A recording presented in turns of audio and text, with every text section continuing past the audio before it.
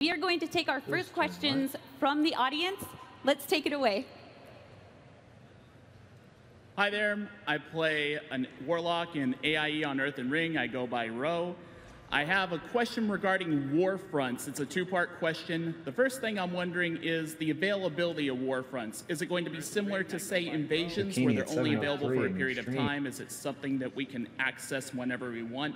And then along those lines, how will the reward system play into it? Will it be similar to rewards we see in other endgame content? Will there be a reason to motivate us to always do war fronts at least once a week? I'd really like to know your philosophy on that. So I think the easy thing to say is war is difficult, and it takes a lot of effort, it takes a lot of supplies, it takes a lot of resources to build up to. So I think there's going to be some downtime before the war breaks out, and there might be some time on the other side when it's settling down a little bit. So we're looking at it more of I hate to say event-based system because I think it's going to be up for longer than just a short amount of time. But it's going to be something you're going to build up to, you're going to have it, and then it's going to go back down on the other side. Now, for rewards, we're looking at all the other systems we do that are similar to that. So if you think about the way we reward time walking, the way we reward like the Legion invasions that you mentioned, that's kind of where we're going to go. We haven't nailed down exactly what we're going to do, so we don't have details yet for that. But I think it's in that kind of space where we'll have something really good for you to do at least once, and then we want you to keep doing it if you like it. But the challenge with everything we do with rewards is if you like doing it, have reasons to do it. If you want to do something else, do the thing you really want to do. And so finding that balance, we might have a different philosophy, or sorry, just a different way to do that goal, but that's the goal that we're going to have for it. Interesting. So does that mean we will see possibly like PvP and PvE rewards when we do those, or is that still being worked out? It's still being worked out. So again, Warfronts are PvE at launch. We have. I mean, I've seen a lot of buzz around, can we get PvP Warfronts? Yeah. So cool. And I mean, we love that too, but we're going to do PvE, and we'll see where the rewards shake out. We might share some of the armor, because it's, PvP armor that we do usually has a very strong alliance and a very strong horde theme. This might be a case for where we make a really cool armor set. I think we actually may have shown in the art panel the Warfront sets that we made. So, yeah. Awesome. All right, let's go to our next question. Hi, I'm Vildella from the Tribe Guild on Megatherodon, and we would like to see if we could possibly have basic reputations become account-wide. That's rude. I realize exceptions like Bloodsail Admiral, things like that, would not work. But all the old ones, we would love to have those be account-wide. Those of us with lots of vaults just don't have the time to grind out the rep on everybody. Oh, we got some excited people about that. I think there's always a balance to strike between character-based and account-based progressions. I think, and obviously, I'm just saying, as sort of devil's advocate here, we wouldn't actually do this. But if all rewards, if everything were account-wide, you could have alts, but what would your goals be on those alts? What would you be striving for? What would your rewards be? Now, obviously, rep is different from items and power. But the question I would ask when those situations arise is, what is it about those reps that makes you feel like you need them on multiple alts or on all your alts? So I think, with content-based unlocks, for example, that's something we've definitely gone towards making account-wide. If you're getting access to content, if you're getting access to a dungeon, like in Suramar, or you're getting the improved flight whistle on Argus, those are things we don't want you to have to re-earn. That kind of defeats the purpose. But if it's, you're working your way towards Revered so that you can buy a pattern that you want as a leatherworker, or you want a helmet from there, well, that's meant to be more of a power progression that is a separate set of goals. The same way you have to level up your trade skills, you have to get your gear. So I'd rather dig into what those things are and maybe uncouple things from reps that feel too burdensome or drive you towards repetitive behavior you're not enjoying. Ours was mostly getting the gear, the specific things for the various classes. Thank you. Makes sense. Thanks. Thank you. All right, our next question. Hi, I'm Nick, or Dilemmas from Illidan. My question is there any plans for a stat squish, and if so, what's it going to look like? Also, is Enduin a paladin officially? Ooh, I think we saw that with the demos, right? Possible stat squish going on? Stat squish, Ian will talk about. Anduin, 100% not a paladin. He is a priest. Wow. All right. He's just a hero character, and hero characters can do things that normal priests cannot.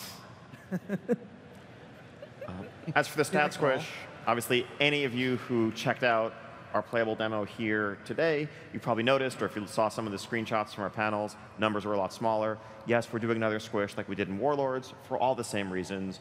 It's not changing your player power relative to the content that you're accustomed to do. The point isn't to nerf you. The point is to bring numbers back to a sane space. The one thing different this time around is that we're also squishing item levels. It's something we probably should have done the first time around in Warlords. Because we didn't, you might notice if you level a character on live, going from Wrath to Cataclysm, you might jump 100 item levels in what's on your item, but only get 2 or 3 points of stamina or something. It kind of undermines the meaning of what item level is supposed to be. We're bringing that down too. All right. Thank you. Excellent. All right. We have... Hi there, my name is Sparty. I'm the Guild Master of Death Jester, Zeros to Heroes, and Towley. With the new communities coming out, we'll essentially have cross-guild chat. What does that mean for cross-faction chat, and what will be our options for communication in Battle for Azeroth? Who the hell is Death Jester? So communities are still character-based, which means they're still faction-based. Oh, right, so okay. yeah, you do get, you can have your 2 communities in your guild, and you can talk between guilds now, but there's no cross-faction chat, and we don't have plans to do that. I mean, I think we're at war, right? I think Alliance and Horde are fighting, And if you do want that, of course, you can do that at the BattleNet, at the battle tag level, right? If you make a battle tag group, then, and that will be integrated into the client, and you'll have the same access to it as you would your community chat. But the key thing there is that's player to player, like human being to human being, not orc warrior to human priest. Those two don't get along. Because part of the point of communities is also a structure built around shared gameplay, right? You have these around running dungeons or battlegrounds or raids or whatever else you're doing together. And by definition, Horde and Alliance players cannot do those things together. All right, so you can still be a double agent on BattleNet app. All right, our next question. Hi, I'm Zillions. I'm from Alpha on Whisperwind. We are still recruiting.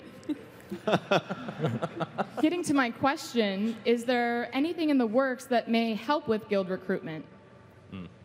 The number of times we've talked about guild recruitment increases. She's old too. It's nonstop each expansion. We don't have anything right now. What we really hope, like when we look at communities and we were building the community system, we were hoping we could find social structures that were a little less, hard to get into, a little less friction to get into. So if you like playing with specific people, you can make a community, try it out, and if you like those people, maybe that becomes a new guild that you join. That's kind of the approach we're taking now. I think in the future, it comes up every time. I'm sure we'll look at it in the future too. Thank you. Thanks. Our next question. Hello, my name is Rapukin, aka Team Fortress. Shoutouts to the guild Bloodshot on Prodmore Alliance. So my question is about the new leveling scaling. These days, a level 30 Legion character is a lot stronger than a level 30 Cataclysm character, say. You can kind of run around even without heirlooms and one-shot quest mobs. So my question is, with the new level scaling, will mob health and damage be rebalanced as well? And how will heirlooms be impacted by the new leveling process? So there's a lot going on. So 735 level scaling, we've done some work to make it a little bit more sane. A lot of that is going back into items and giving them, items that aren't heirlooms, the same kind of power that they have, the same kind of power that they should have if they were a level 110 item, right? So using the item budget correctly. When we're looking at it for 8.0, I think we're looking a little bit more holistically about the tuning of the game and what kinds of things we can make better, the better experience. Like the one-shotting is, it's kind of fun, but it also kind of degrades the way that game used to be. So those things are what we're looking at. Heirlooms, still in debate, still talking about. In a big way, like Matt just said, one of the hugest advantages heirlooms give you right now is that they're actually properly itemized in a world where there isn't other properly itemized gear to compare it to. So rather than nerfing heirlooms, I think we're often taking the approach of just making the other options better, shrinking that gap a bit, and then as we tune the scaling curve and combat times and pacing, the difference between a player with heirlooms and one without won't be nearly as big. Of course, you have the XP bonuses and those other things that are still a factor. Thank you. All right. Our next question. How you doing? I'm from Storm Rage Alliance, and shout out to the Mustard Squad. My question today is about the Heart of Azeroth, the new amulets coming up in Battle for Azeroth. During the What's Next panel, there was some discussion about the progression system and the ways that we would be powering it up. And you could draw some pretty clear parallels to the current artifacts in Legion and the artifact power system. Could you make any comments about the artifact power, artifact knowledge stuff, something you liked, disliked, and if it influenced any design decisions going forward? There's a lot we liked with artifacts, and I hope you guys liked it too. Like, we liked the choices. I think we talked about. I think Russ talked about in the panel yesterday. The choices that you got to make early on were really cool, and we felt like that was a decision that we wanted you to make more and more of. And that's, coming from that, the Azerite armor, each piece giving you a little bit of progression, and getting a new piece giving you some more progression, and again, more choices to make. For artifact power. I almost called it Azerite power. I shouldn't do that. Same acronym. It is. It's AP. I think the biggest takeaway was I'm not sure I like getting trillions of artifact power, and so that's one of the things that we're looking at ways to solve. I think one of the big differences with artifacts, there's no question that having tons of items in your bag, it's pretty clunky. It's an unwieldy experience.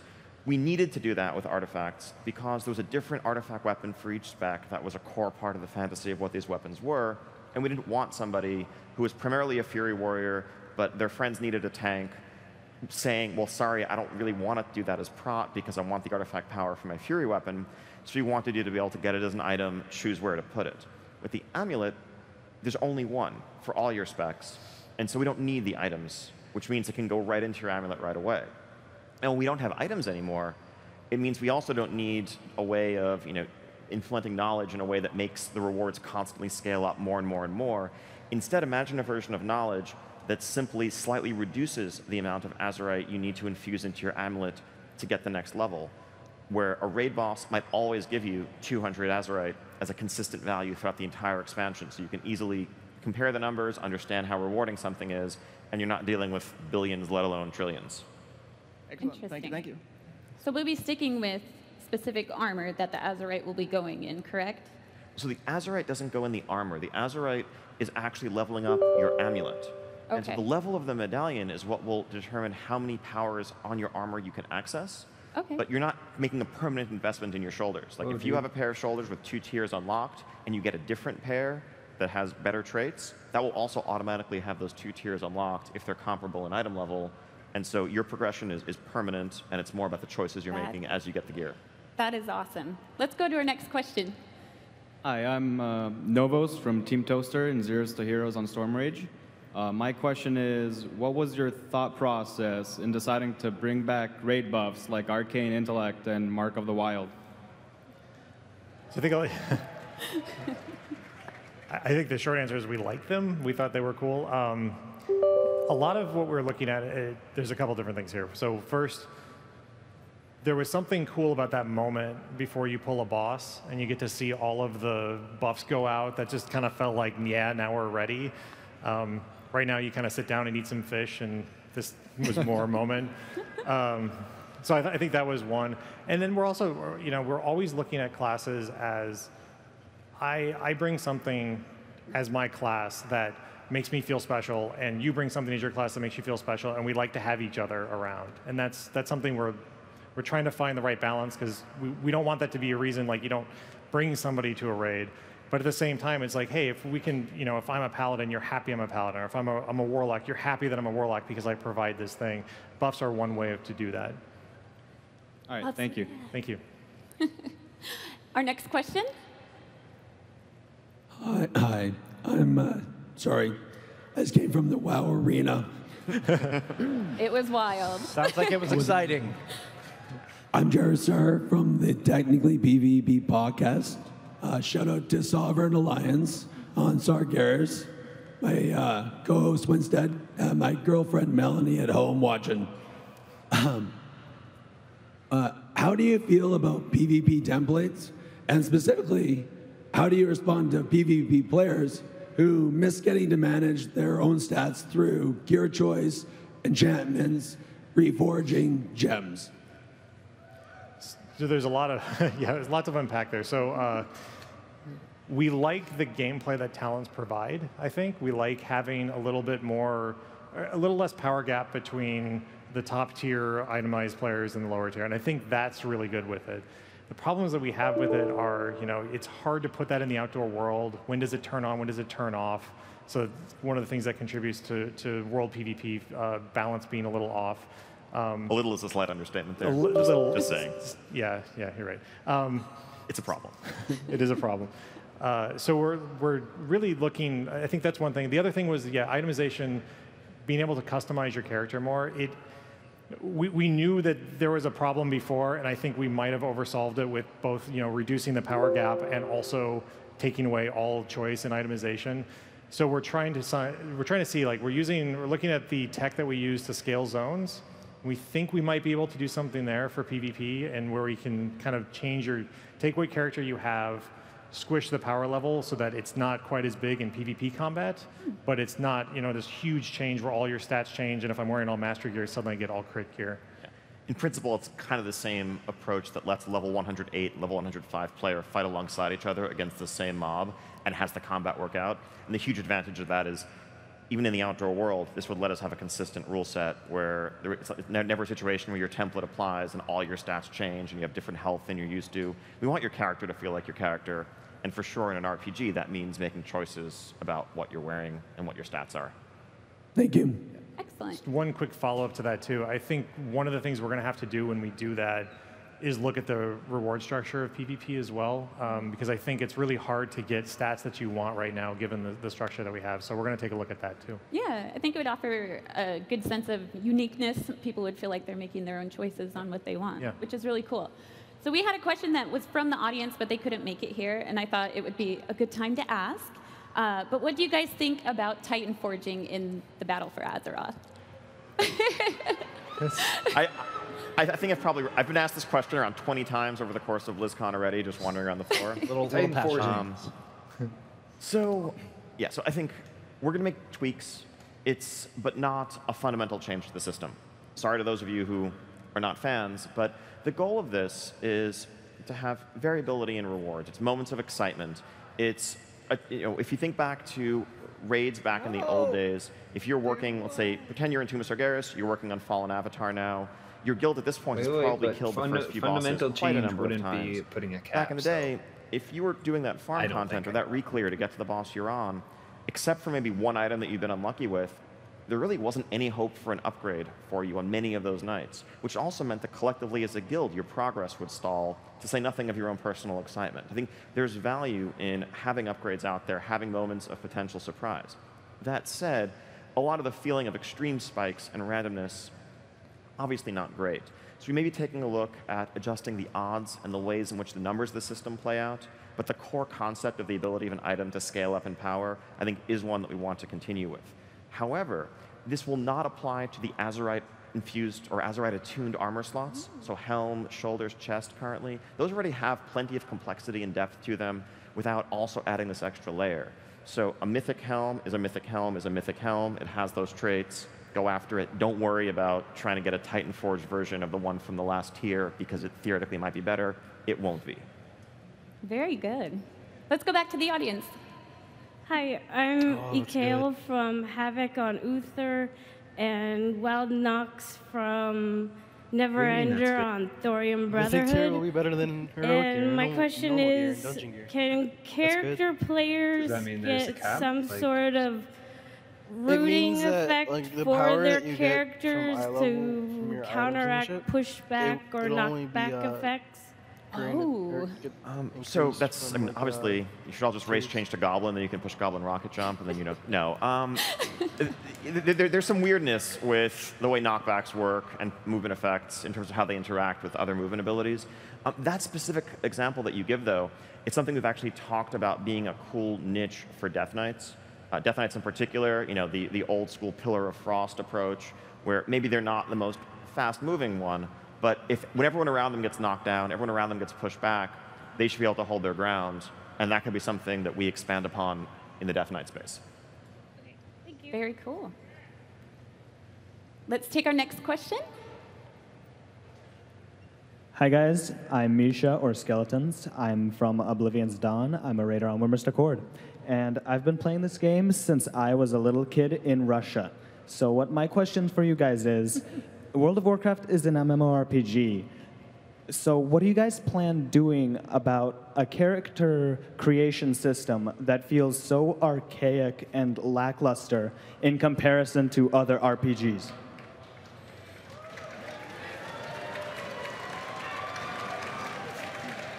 So, first of all, I agree with your assessment, and at this point, it's just a matter of it feels like we haven't been responding to that comment, and there's a reason for that, being that we knew we were going to be doing allied races at some point, and when we took a look at the options that currently existed with, and this is just to speak to like hair and some of the existing options, we wanted to take a look at what we were going to do with allied races before we decided to add a bunch of things to the existing races. Having said that, we're at a point now where we have a good grip on that. I think we're going to take a really strong look at what we need to do to improve that system and make some change in that area.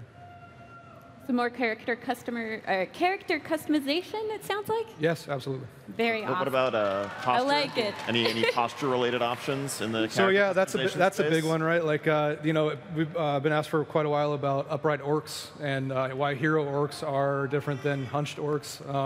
At this point, we are going to add that. So in 8.0, in Character Create, you will be able to choose between an upright orc and a hunched over orc. Wow. Nice. If you have an existing orc, you'll be able to go to the barber shop, and there's a toggle switch that you can toggle on or off. So you can turn into, I guess you can go see that chiropractor. It's basically barber slash cosmetic surgeon slash chiropractor. Multi-talented fellow.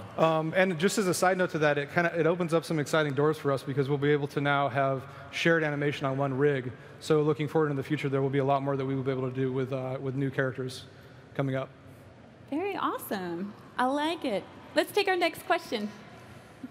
Hello, my name's Colton, aka Darlassi on Sargeras. I main a Disc Priest, shout out the Praetian Guard. Now my question is, in the Battle of Azeroth, is Jaina actually a good guy? I mean, are we just supposed to forget the whole genocide of Dalaran? It's you, Cuddles. Jaina's complicated, just like any other character. She's as evil as I am. Bad example. How evil are you? That's these guys. So look, if I'm Jaina, right? As a character, Jaina is racked with regret, right? Looking over her past decisions and the things that she's done, responsible for the death of her father, potentially responsible for what the Horde is today as a result of that. Somebody wants me. What could she have done differently at Stratholme? Could she have saved Arthas? What about the battle for Undercity? So if you kind of unpack all of that and break all of those things apart, it's left a character that has some damage. And then not even speaking of Theramore. So one of the things we're going to do is explore that damage, explore those decisions with Jaina, and try to understand how she got to be the way she is, and hopefully pull her out of it. So no, she's not evil. She's conflicted, and it's something we absolutely want to explore. Wow. I can't wait for that. Let's take our next question. Hello. I'm Druki, Guildmaster of Timeless on Executus. I'm the guy that wants ducks in the game because there's a lack of quack. Have you ever looked up in a raid and noticed how many bosses have a hole in their ceiling? Why do so many bosses have holes in their ceilings? They do. So that's an interesting question. I think there's multiple reasons for that. I mean, functionally, it opens up the opportunity for no camera collision. If you're, in an area that has a low ceiling, you're not going to have the camera bumping around on the ceiling. That's the functional reason. I think aesthetically, we look at, it's always nice to tie those locations into real-world locations. So you don't go into a raid or a dungeon and kind of feel like you're off in the nether somewhere and not rooted in that zone that you started in. So from an aesthetic perspective, it allows us the opportunity to kind of show the outside world while you're in that environment without having windows or things that look out to the horizon. So it really is just kind of a combination of like when it makes sense we do it. It offers the ability to have different color schemes, to introduce different colors in those environments. But there's no one reason I can tell you and go, it's because they don't like ceiling fans. Thank you. Thank you. Let's take our next question. Hi there, my name is Grant, also Nimitz on Storm Rage.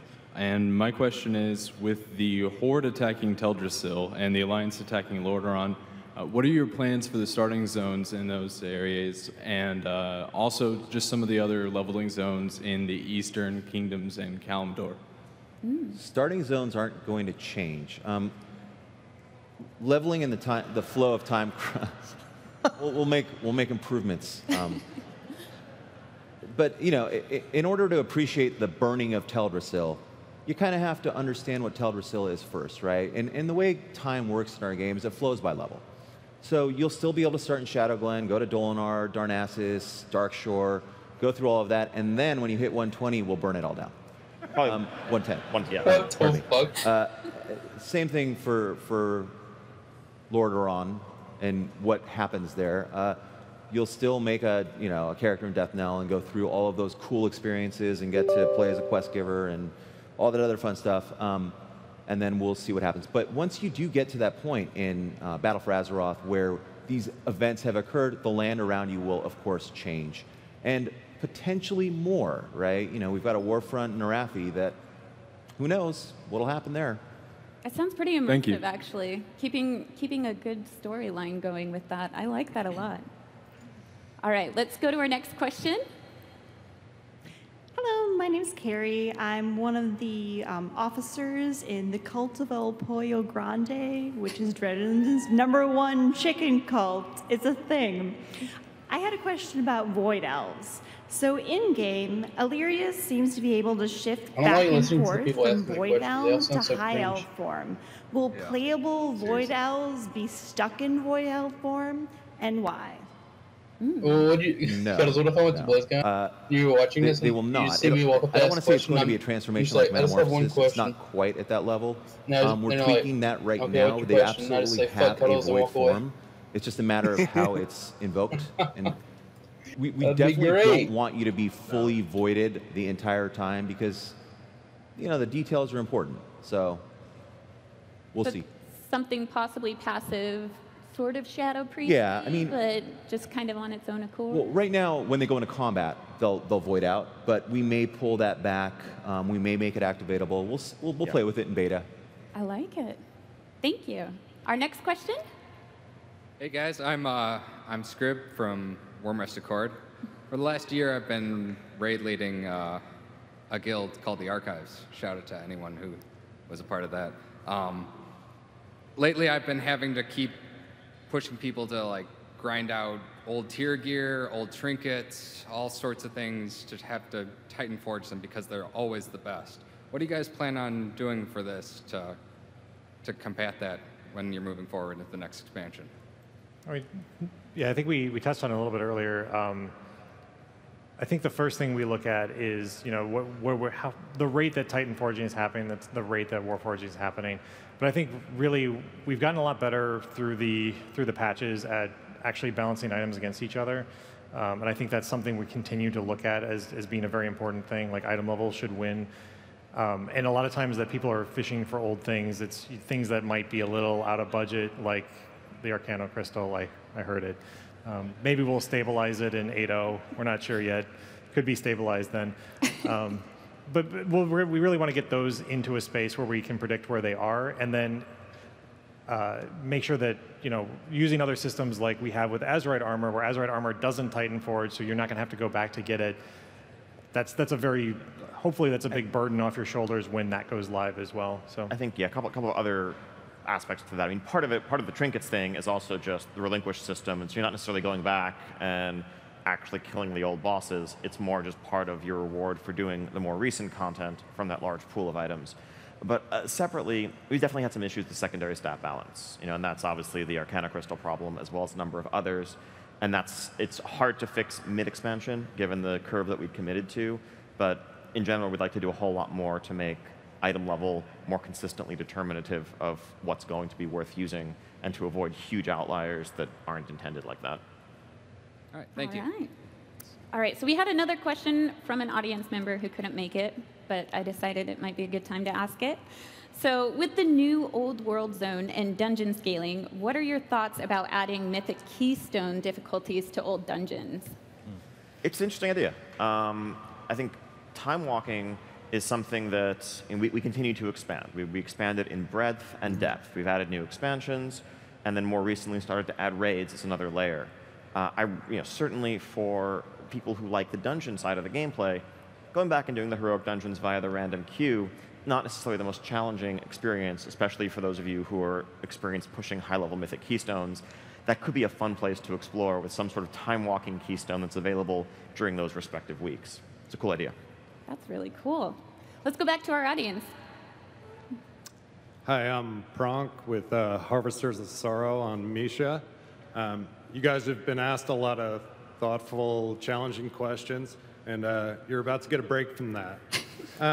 My question is, once the expansion's out, how soon will we be flying? Oh, softballs. Yeah. As the honorary flying responder, I think honestly about the same as Legion. I think, and we're pretty happy with how that system has played out overall. Now, the way that worked out on Argus was as much a product of the environment as anything else, rather than any overriding design philosophy we had. If Argus had just been another zone right next to the Broken Isles, flight wouldn't have been the same issue there. But exploring the world, getting to know the nooks and crannies, the mountains, the shortcuts, the details of each experience that you have in a zone, it just works out better when you're exploring it on the ground initially. But we understand that in the long run, there's a lot of convenience, especially as you get to leveling alts, especially as you've pretty much seen all the nooks and crannies a number of times. You want to be able to skip over them and skip past them. Unlocking the ability to fly is a great reward to work towards. And I think looking at the number of people who've earned flying in Legion, it wasn't something that was very hard to acquire. It's just a matter of having that experience the content one time through from the ground, and then you can soar in the skies above it. Thanks. I have to say, I actually love really exploring the ground time, so having that time to be able to do that, thank you for doing that, holding it off for just a little bit. But you're welcome. So let's go to our next question. Hi, I'm Zensu Nim, and I'm the author of the GTFO add-on. And I... Hey! And I'm actually a huge fan of the WoW Legion companion app, and I'm wondering what's the future look like for mobile apps moving forward? So yeah, I think we're also huge fans of it, and being able to stay in touch with aspects of your character while you're on the go, while you're away, there's a lot of value, a lot of coolness there. It's something we want to keep building upon and enhancing in the future. We also recognize it's not necessarily the most convenient thing for people who have to bounce back and forth between that and the mobile Armory app. We'd like to work towards rolling those two into one cohesive experience as we look to the future. Awesome. Let's take our next question. Hello, I'm Vornath, Warlock on Zul'jin. Shout out to my brother and nephews watching at home. Aww. And my question is about time walking. I think it's been a great addition to the game, but as more and more time walking events have been added, and as I assume in the future more will continue to come, it's been getting longer and longer for the specific time walking event you want to come around. So I'm wondering if there's any chance of any kind of consolidation to maybe we'll just get one time walking event which they'll all be active or something along those lines. Interesting. But I think some consolidation, I don't know that we would go to all at once. I think there is some value to looking forward to when Wrath's going to come around again or when Kata's going to come around again. Those dungeons are, they're a nice experience, they're a nice change of pace from what's there in the modern game, but not necessarily ones that you want to be running all the time. As we continue to expand time walking, most of that expanding really is added depth to the existing holidays. We'll probably add Warlord's time walking at some point during Battle for Azeroth. That seems like a safe bet. But beyond that, it's more some of the stuff that was touched on in earlier questions, what other types of activities can happen during a given time walking week? Are there ways that we could bring the outdoor world into this as well? So it's not just about an instanced experience. That could be another cool space to explore. Thank you. Very cool. Next question. Hi, my name is Joey Giggles. I am a healing monk, we're very rare, on Alliance Manaroth. So with allied races being added, I gotta say the Zandalari trolls look amazing. And I am really close to think about switching to Horde. For the Horde. With that being said, Faction Pride is it's an ongoing struggle. Fuck yeah. And so is faction balance. So how do you keep Alliance playing Alliance and Horde playing Horde so that doesn't become more of an issue? I mean, it sounds like you might want to look within yourself. And if you're looking at that Zandalari troll and there's something there that speaks to you, maybe that's your answer. At the end of the day, right, that's a choice everybody has to make. And play the game the way you want to play it. I think in terms of faction balance on servers, across the game as a whole, we've made a lot of improvements over the years, whether it's cross-realm auction houses as more of a default, or improved matchmaking across servers so that you can find people to play with regardless, to help address things on those levels. But play what you want to play. I like that. I think the other thing I want to add to that is in one of your previous panels, you were talking about the PvP toggling, and I feel like that's going to give a lot of faction pride because you can be with your group doing that. Exactly. Very cool. All right, our next question. Hi, I'm Dimination from Revive on Storm Reaver. My question is, what are your plans for legendaries come Battle for Azeroth? So we have Azerite armor, and Azerite armor in a lot of ways already kind of does what legendaries did in Legion. So we're not looking forward. We're not actually taking that system forward into 8.0. I don't know about the future past that, but I think you see a lot of the we looked at the legendaries that the people like and the choices that they were able to make, and kind of wrap that into what was cool about Azerite armor, and took kind of lessons from artifacts, and took lessons from legendaries, so they don't really seem necessary in their current form in 8.0. Thank you. Yep. I like that. Our next question. Hi, I'm Nairu from Drengen Horde. Shout out to my guild. You can't fix stupid. So what's going on with the quest log size limit? Can we increase it a lot? A lot. Please, just moderately increase it. In the realm of things we talk about all the time, I think this comes up quite a bit too. The hard part is, I think there's a lot of things to look at with the quest log size. I think we have a lot of quests that are ending up in your log right now that probably don't need to be there. Maybe they can be somewhere else. Maybe they don't need to live there for so long. I think you kind of end up accumulating. I was looking at my log recently. I had about 20 quests, and most of them I don't remember picking up because they were, I was getting mission rewards, or I was flying through areas and getting quests pushed to me. So I think we're going to attack that first. When you have 25 quests in your log, it's really hard to keep track of all of them. If we added up to 35 or 50 or whatever you guys are asking for, I think it would still be overwhelming, and you'd end up being like, okay, well, I still have now 50, and now I have to go through and figure out what things I don't want to do. We'd rather you didn't have to choose between quests that you want to do and quests that you don't want to do, and try to attack that first. I like it. Right. All right, let's do our next question. So wait, but Jiro was doing the PvP and his wife is doing the Q&A. I'm Rar. Wait, what? Hi, Rar. Hi. The girl on the stage just was Jiro's Night wife. Elf Druid on Greymane. The Jiro was doing the My interviews question and is stuff for about the PvP default tournament. backpack. When So will well. hoarders have more space? Please.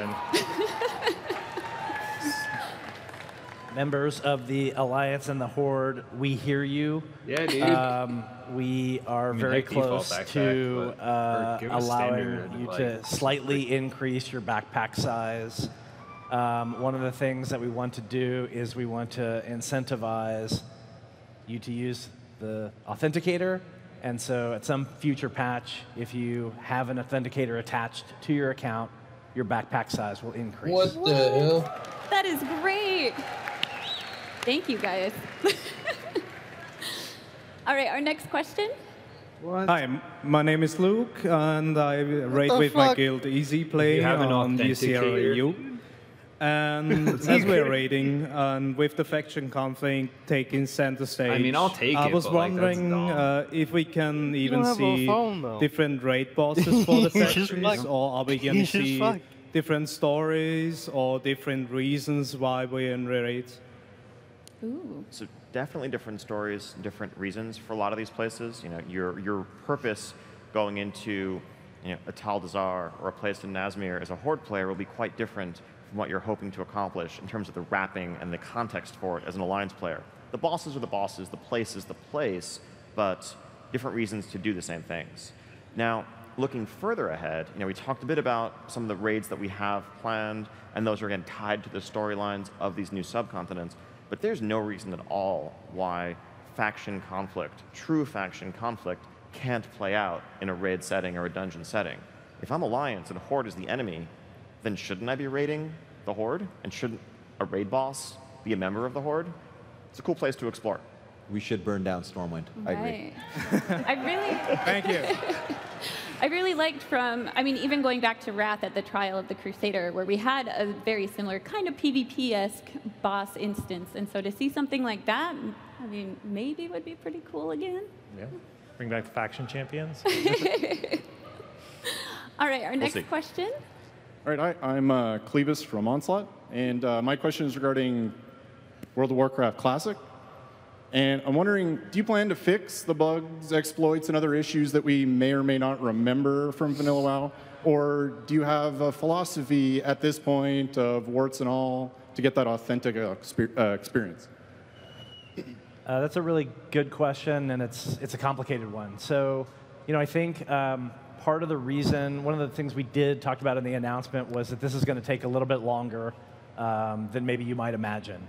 And part of that is to engage with you guys, the community, to talk about some of these concerns and talk about some of these issues. I think our philosophy is, to have a compass heading that is to recreate the level 1 through 60 experience as you remember it. I think there were bugs and exploits that led to crashes and led to service downtime. Obviously, we don't want that to be part of the experience. But there are going to be some questions that are going to be really interesting that we're going to have to answer in terms of how things worked at certain points during the 2 years that the original 1 through 60 experience existed. And, there's all kinds of things that come to mind, but the one I'll bring up is Ubers, right? Like Ubers for a lot of the time was both a 10-player instance and a 5-player instance. And then as we get close to releasing Burning Crusade, we got rid of the 10-player instance. What's the right version of Classic? That's something that we have to talk about for sure. Thank you. Very cool. Thanks. Let's go to our next question. Hi, Pyro from Crescendo on Area 52. My question is, the allied races look amazing, and their heritage armor looks amazing. If I unlock the heritage armor on a Nightborn, can I then transmog it on my Blood Elf? Nope. Yeah, sorry. Kidding. No. Next question. Yeah. No, it's the heritage armor is the unique expression, is the essence of that allied race's identity, and it's for them and them alone. They can't just share closets or something? Nothing? Sorry. Doesn't work that way. Looks like we're going to be leveling a few, huh? Thank you. All right, our next question. Hi. First, I just want to say thank you for all you guys do. Jay, you think we do, and we do. The question is regarding all the new social things that you guys are implementing. When are we going to see an increase to our friends limit? Because I've had 200 friends for like the last 10 years. Okay, that's not true because the limit used to be 100. I have a list that I have to keep adding and taking people off. Yeah, so I agree, and especially as we've continued to increase the amount of social systems and the amount of different games that are available for you, the amount of friends that we need to support also needs to increase greatly. And so I can't talk about, so one of the challenges with this is every game has to do some work in order to kind of do this simultaneously. There's work on the BattleNet side, there's work on each individual game in order to kind of do this. So it's a more complicated thing than you might imagine, but it absolutely is something that we need to do and make significantly larger. Thank you. Thank you. Cool. Our next question. Hi there, my name is Reckles with One to Buy Gold, and I have a question about gold making. Ooh. So I'm really nervous about item scaling, and I'll try to do an example so I'm clear. If I'm trying to farm like a level 63 shoulder, I need to go out and kill a level 63 enemy in Outlands. If I can get it from a 64, but the drop rate cuts in half. Well, now y'all are saying that these zones are going to go all the way to 80. How is the loot drop rate system changing? What are y'all doing? How is it going to affect us going forward? He's a transmog collector for sure. Yeah, he's a gold collector. I just sell them. Yeah, so we talk about classic and how hard it is to go back to that. Like scaling zones is kind of going back through 12 years of history and trying to figure out how all of this works in that system. Specifically with this, our philosophy is basically if the thing dropped it before, it's going to keep dropping it. So things that like gold will scale. It makes sense for gold to scale. If I'm doing a zone at 60, I should get the same amount of gold out of it. But if it's dropped, let's say it drops silk, it should still drop silk when we do our changes. That may not be 100% true based off of just some weird things that we might run into, but that's our philosophy that we're going with. All right. Next question. Thank you. I'm Zakul from Storm Rage. Shout out to Zeros to Heroes, third shift, best shift. My question was on the war fronts and specifically on their length. I was wondering if they're going to be a longer experience, kind of like a raid. Are they something you can just jump into and do? Are our raid leaders going to yell at us if we're in one 30 minutes before raid? I was just wondering if you could elaborate on how long they're going to be and how you came to their length. So some of that is really TBD at this point. Like we have, we think they're going to be a little bit longer than dungeons, but how far past that is still up in the air. Because I mean, there's a lot of pacing that goes along with it. You're building buildings, right? You're training troops. You want those troops to matter for at least a little bit of time. So it's still something that we're trying to dial in, and through our playtest, I think we'll find something. And I'm sure it's something that when you guys get it in beta, we'll get a lot of feedback and be able to adjust off of that too. Okay, thank you. Very cool. Yeah, thanks. All right. So it looks like we have gone through a lot of audience questions so far, and we haven't even touched our online questions. Oh, wow. So I think we need to take a couple, if we can, from online. And our first question was, what classes will be available to each allied race, and will they differ from current races? Why or why not? So there's an interesting aspect of that question. So these are allied races. These aren't sub-races. There's no direct associated race or parent race or anything like that. So when we are approaching what a new allied race should be able to play, we're looking at the identity and the culture of that race and what makes sense, the same way we would with any new race we're adding to the game. We're going to go through that process. Where possible, err on the side of letting you play as much as possible, because we want those options. If you love a class and you love a race, we want to try to make it happen if it makes sense.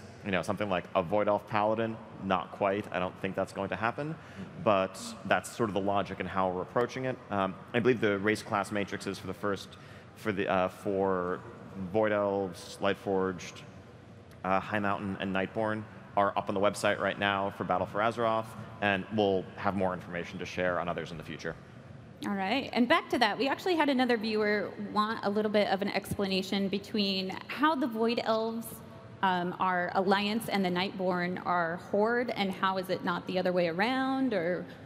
What's going on with that? You're going to have to play the Battle for Azeroth to find out, because all the allied races have their own introductory quests, and we really want to make sure that you have context as players as to that exact question. Hey, why did the Nightborn go to the Horde and not the Alliance? Why did the Void Elves go to the Alliance and not the... We'll explain all of that, and that will be made very clear, and that will give you that sense of alliance, allegiance. All right. Another viewer would like to know, will the Legion threat end before the Battle of Azeroth for Azeroth, and what does that mean for the purpose of the Demon Hunter class? Oh. They just turn into hunters? Yeah. Yeah? That's pretty much just regular hunters? Hunter is nothing without Take the up hunt? a bow and arrow and call it good? It's a serious question, though, right? Look, their main purpose has been thwarted, right? The reason they exist. But not really. I mean, ultimately, demon hunters are blood elves and night elves, and they're doing what they do for the same reason Illidan was, right? Which is to protect the world that he loves, and that the threat to that world hasn't stopped. If anything, it's getting crazier in the post-Legion world, where we've got a world that's damaged and potentially dying. So their charge is not over. They will continue to be demon hunters, and I would argue that one day we'll probably see demons again. So we'll need them. All right. Another viewer would like to know, are the continents of Kalimdor and Eastern Kingdom completely split between the factions? And what does that mean for places like Silvermoon City and Exodar still? Well, Silvermoon and Exodar are still Alliance and Horde, respectively. It's those zone boundaries are very tricky for NPCs to cross. So they can't. They don't even know. We will have a fictional. We will have fiction in place. Obviously, those two kind of become the last bastions of their factions, and maybe a way in for those factions as well. And we'll be sure to use them in this battle. Very cool. And our next viewer would like to know, when are we going to see updated Worgen and Goblin character models? Oh. Please. So apparently that's something that people want, I guess. Just a little bit. Yeah. So actually, Ian and I have been trolling each other all weekend, saying opposite things for some odd reason. So just to clear things up, not for 8.0, but we are actually currently working on them. And no disrespect meant to either of those races for the delay it's taken us to get to that. I play a Goblin. We love those guys. I feel like the Goblin, and I think collectively we feel like the Goblin as a race are looking really good and really cool, both the male and female. They just need that visual update and more animation so they feel like they're in line with the current fidelity of the rest of the races. So Worgen, on the other hand, very happy with the male Worgen. I understand there's also a lot of unhappiness with the female Worgen, so as part of that process, we would like to offer more facial features for them so they feel a little bit softer or more wolf-like and less chihuahua-like. They're just sassy. All right. Our next viewer would like to know, in the future, when we opt in for World PvP, what will be the draw for that, and how do you figure out the reward level to incentivize that? That's going to be a challenging process, but it's an important one. So as mentioned at the panel, the idea is to offer some increased efficiency to offset the natural inefficiency that comes from questing in a PvP environment. Even if you're the one doing the ganking and you're winning all your fights, that's still slowing you down compared to somebody who is just questing with no distractions. And we don't want people who love PvP to feel like they're hamstringing themselves playing the way they enjoy. And so the point of these bonuses will be to offset that inefficiency. Obviously, if we go too far, the risk would be pressuring players who don't like PvP and don't feel comfortable doing it into a play style they don't enjoy because it seems so lucrative. So those are the philosophies that are guiding us. Finding those exact values is going to be a process of reflection and tuning and feedback and hearing from all of you. And when you're switching yourself to PvP, you do it in a major city. It doesn't happen in like a zone town, in a... Yes, that's essential, right? So you'd have to be in a major capital like Stormwind or Orgrimmar or Dalaran, and you're making a choice that's not an easy to switch one. When you go out into the world, you're committing to that. It's not a thing to just bounce back and forth as the mood strikes you. Right, and then you're phased. You don't see any of the PvE people out there. You don't see anything like that? Exactly. Effectively, you are on a PvP server when you set out into the world, and if you make the other choice, you're on a PvE server when you set out into the world with most of the familiar rule sets. But again, that's a foundation that we can build upon to create all new content and really improve world PvP significantly. Great, I like it. All right, our next viewer online would like to know, can we please have more character slots per realm? Okay. Yeah? Yeah, so I think... we did it! Thanks. I think along with allied races, with Battle for Azeroth, we'll be giving you 6 additional ones, because there's 6 allied races to unlock. And if you have your characters maxed out in a given server, we don't want you to have to feel like you need to delete a character in order to create the race that you've just unlocked. So similar to when we added the Demon Hunter, we gave a character slot. Similar story here. Very cool.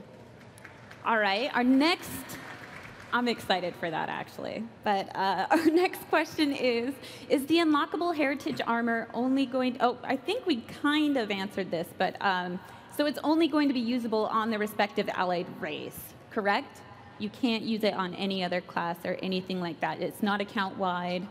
That is correct. And part of the reason for that, aside from just to, I guess, another follow-up, aside from how important it is for that race's heritage, just gameplay-wise, we wouldn't want you to feel like if you want to collect cool transmogs that you need to make a race that you have no interest in playing, level it all the way to max level, and then throw it away just to get this one look. You should play it because you want to play it because you think the race is cool. Very good. All right, and then our next viewer would like to know, with your renewed focus on the cross-server communities, will we be able to trade flasks with our friends on other realms or consumables, things like that? This is, something else we're looking into. We need to figure out a way to do it so that it doesn't also cause weird economy issues between servers, and I think that's the challenge that we've been going with. But we all have, I think with cross-realm raiding being such a success, and I think you end up with 1 or 2 people in your, or maybe your entire raid is from different servers, it gets weird that you can't trade those things. We also do things like we have feasts which work cross-server, we have cauldrons that work cross-server, so that might be another way to do it. But I honestly, we'd love to find a way that you could trade those kinds of commodities without ruining economies that are different across each server. Yeah. All right, and I think we have time for one more question. This one's pretty important. How or when do we sign up for the beta? There's actually a web page that we put up that has all of the features for Battle for Azeroth. It's got details, and Ian mentioned the different classes that are available for 4 of the different allied races. That's actually up right down at the very top. It has a place for you to watch the cinematic and watch the intro features, and also sign up for the beta and get updates on when public testing begins. Awesome. All right, you guys. Well, that's going to wrap up this year's Battle for Azeroth Q&A panel. I want to thank you guys so much for being here and giving us a lot of this valuable insight. Thank you all for the great questions. Thank you. Yeah, thank you for having me as moderator. But more importantly, thank you guys. Thank you all for being here. Thank you all for watching on the virtual ticket. We'll see you guys later.